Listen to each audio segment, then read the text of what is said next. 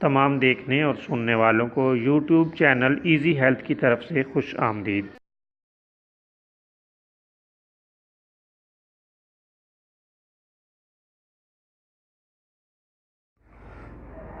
आज जो वीडियो हम आपकी खिदमत में पेश करेंगे, इसमें इसहाल के लिए एक लाजवाब नुस्खा पेश किया जाएगा। दोस्तों, अगर इसहाल और दस्त शुरू हो जाएं तो आप ये नुस्खा घर में तैयार करके इस्तेमाल कर सकते हैं। आप सुर्ख मिर्च, हींग और काफूर, ये तीनों चीज़ें किसी भी अच्छे हर्बल स्टोर से ख़रीद लें। हम वज़न पीस लें और बतरीके मारूफ 125 मिलीग्राम की गोलियां बना लें।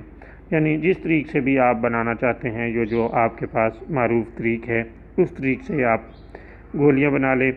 सुबह शाम एक एक गोली इस्तेमाल करें। 2-3 रोज़ में दस्त, मरोड़ और इसहाल वग़ैरह दूर हो जाएंगे।